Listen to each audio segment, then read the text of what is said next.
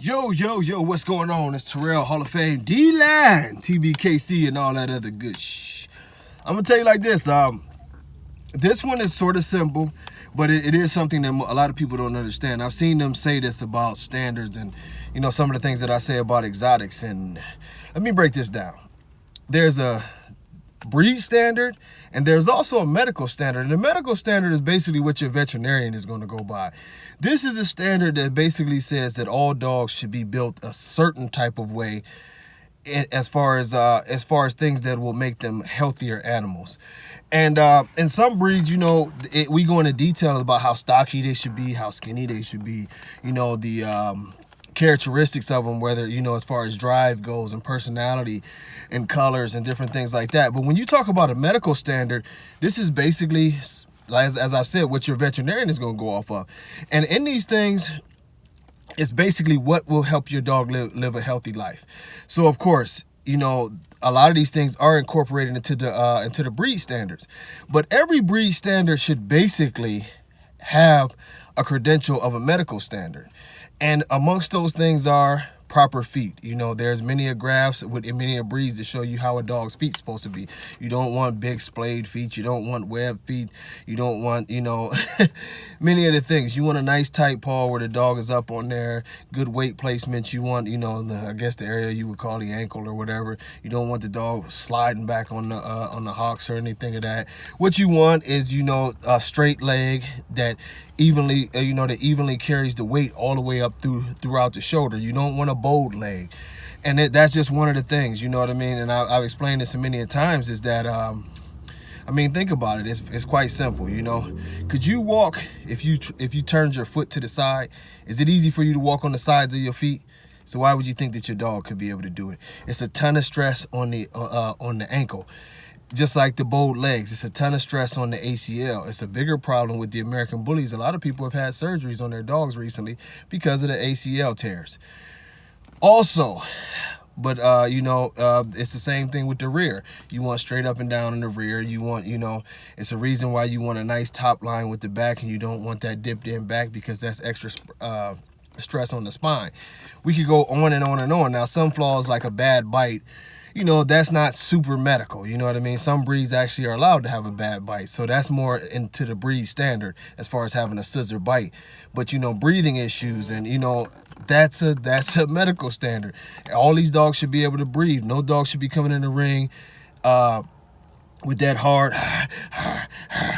that's a medical standard. This is things about keeping a dog healthy. One of the reasons why we don't deal with the Merles as much is because of medical reasons. It's not the look, or it's really not. I love the look of the Merle. I've actually had them in my Lapahas.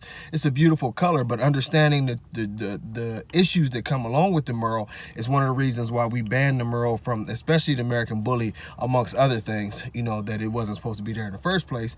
But there is, I'm not going to go over every medical issue, but the thing of it is, if any of these issues in the standard is going to make your dog's life not as good, and the structural issues will always make your dog's life not as good. Dogs have to be put down early from bad hips and different things of that nature. So, these are standards that should be included in every breed. And why I said that, I see a lot of exotic people like, oh, that's not in our standard.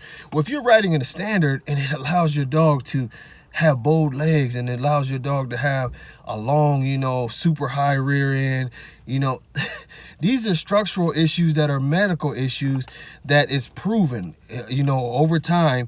This is now 100 years that people know you can't have crooked legs, you can't have bad feet, you can't have stress on the spine, you can't have situations where you have to have corrective surgery for the breathing because the dog can't breathe. These are all things that affect quality of life. This should be included in every breed, whether you're trying to breed an exotic or whether you're trying to breed a schnauzer. It doesn't matter. And this is where the ethics comes in at, you know what I mean? It's beyond just do I like your dog. I don't care about the liking of a dog. There's plenty of breeds out there that I like, that I love, that aren't American Bullies or Dobermans or, the breeds that I'm familiar with.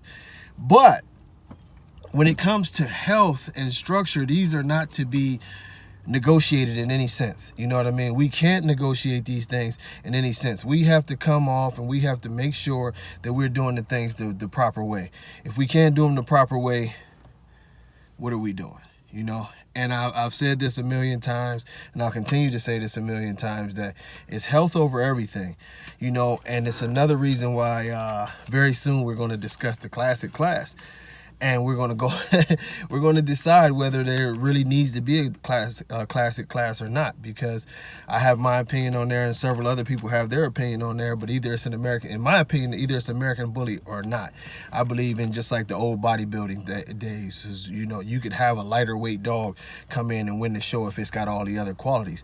You don't have to make it overweight. We're pushing structure, and what you might see in the TBKC, and we'll see after we have this, you know, these upcoming meetings or votes this week, but it may no longer be a classic. You know, we want fair competition straight across the board and promoting health.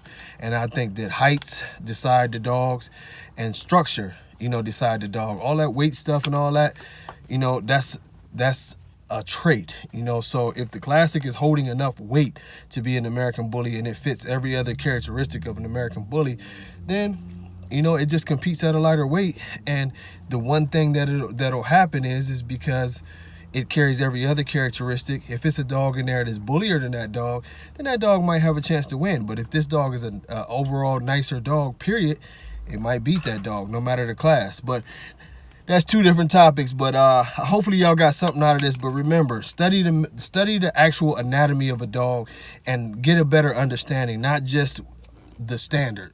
Get an actual anatomy of any dog and understand why these muscles and these bones and everything work the way they do. But until next time, God bless all y'all. I'll catch y'all later. Peace.